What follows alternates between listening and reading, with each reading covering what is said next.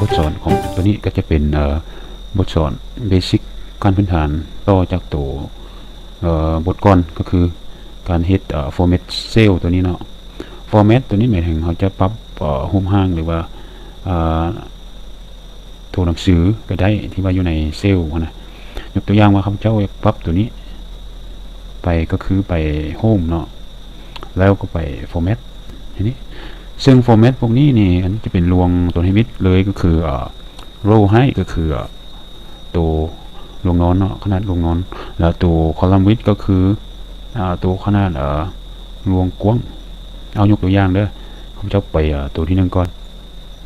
อันนี้มันปัจจุบันมันอยู่ขอบ15เนาะถ้าเราเพิ่มเข้าไป30นี่สิ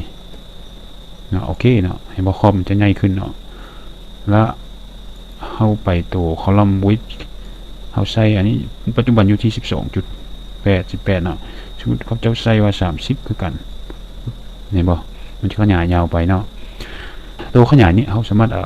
ดึงได้โดยไม่ต้องไปโฟร์แมตตัวนี้แต่เขาดึงได้ดึงน้อยดึงหลายก็ได้นี่ดึงคือดึงได้ตามใจเขาเลยเนี่ย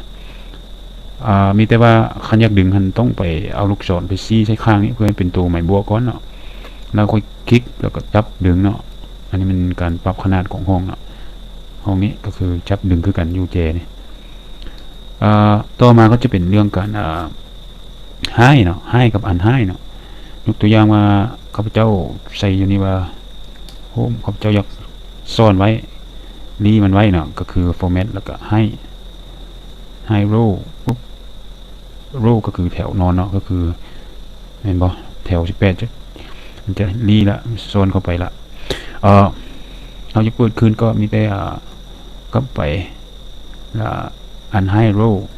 เนาะมันก็จะเกิดขึ้นกลับมาคือเก่าหรืออีกวิธีหนึ่งก็คือเราสามารถลุกแบบนี้ก็ได้คือติ๊กไปอยู่ข้างนี้เนาะอยู่ข้างนี้เห็นไหมเวลาคลิกใส่นะมันจะทาสีเมื่อสิแล้วเราก็คลิกขวาอยู่ข้างนี้แล้วก็ให้เนาะ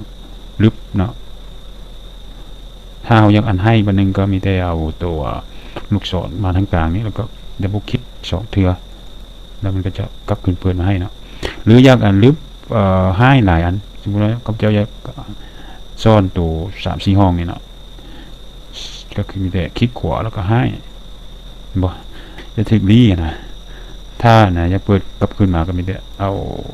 ทาสีก่อนเราเลือกก่อนแล้วคลิกขวาแล้วไปอันให้เนาะปุ๊บอันให้มันก็จะกลับมาเนาะดูทางข้างคือรวงตั้งนี่ก็คือกันนี่คลิกขวาอยู่มุมนี้แล้วก็ให้เนาะได้คือกันเนาะแล้วแต่เราอยากปรับแต่งอันนี้มันการ format cell เนาะนอกเหนือจากตัวนั้นก็คือการ format cell ที่ว่ามีตัวเลขนี้เวลาเราคีย์เข้าไปเนาะมันจะบันทึก format เป็นตัวเลขอย่างเราสามารถคลิกขวาเนาะแล้วไปอัน format cell เนาะ format cell อยู่นี่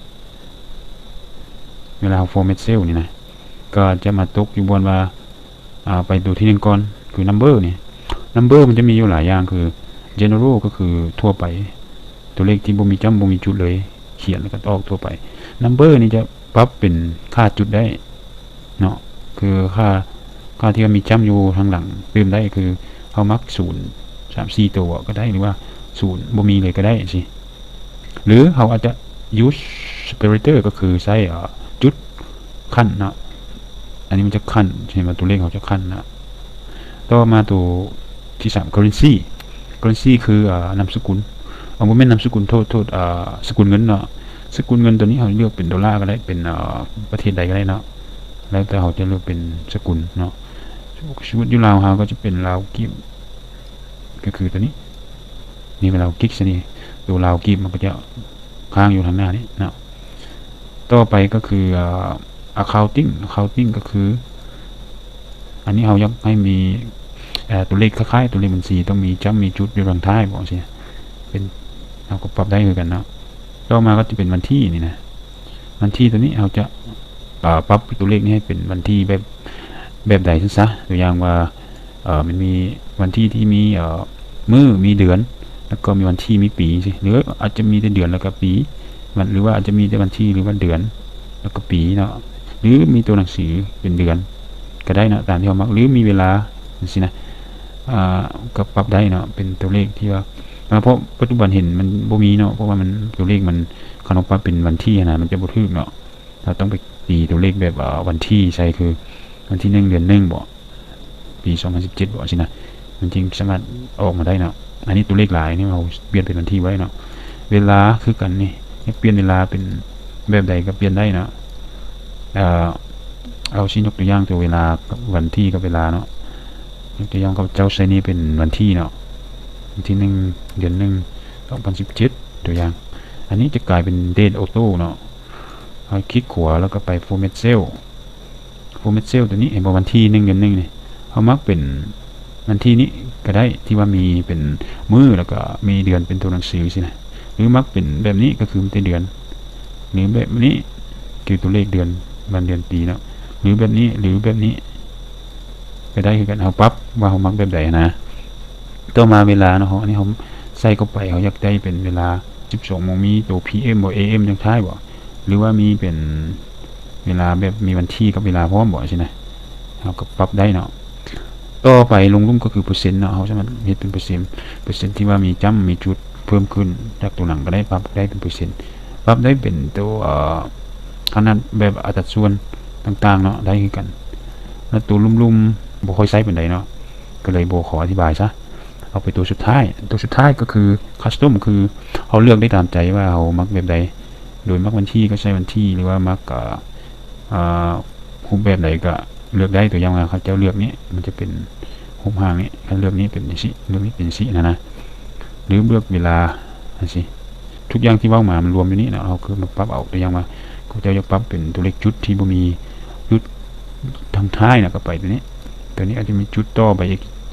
สินะอันนี้วิธีformat cell เนาะนอกเหนือจากตัวนี้เขาก็จะมีเรื่อง alignment ก็คือตัวหนังสือที่ว่าอยู่ทั้งกลางหรือว่าอยู่เป็นลงตั้งลงนอนสินะเขาปรับได้เนาะเขาปรับตัวหนังสือได้แล้วปรับเป็นwrap trim fix merge cell ว่าสิ่งต่างๆอันนี้เราไปศึกษาลืมแล้วก็ลองใส่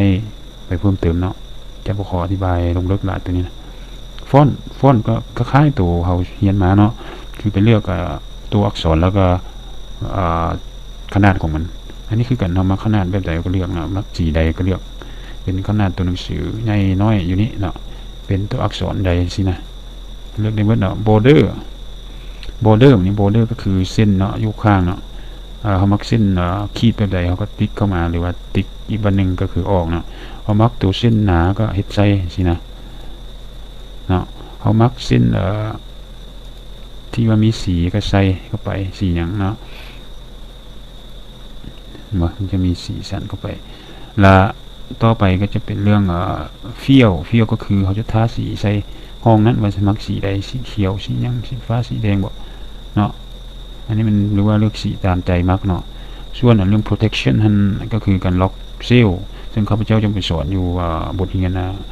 ขั้นสูงหรือว่า advanced เนาะอันนี้ติดตามกันเบิ่งว่าวิธีล็อกเซลล์มันเป็นไดเนาะโอเคข้าพเจ้าก็มาสุดเท่านี้อันนี้จะเป็นฟอร์แมตหนึ่งที่สร้างขึ้นมาเนาะซึ่งมันจะบ่คักปานใดเพราะว่าเราสร้างหลายแบบอยู่ในพูดเนาะให้ผู้เรียนแล้วก็ลองเฮ็ดเบิ่งเนาะโอเคบทเรียนตัวนี้ก็สิจบเท่านี้เนาะต่อไปก็สิสอนตัววิธีเคลียร์ต่างๆโอเคขอบใจ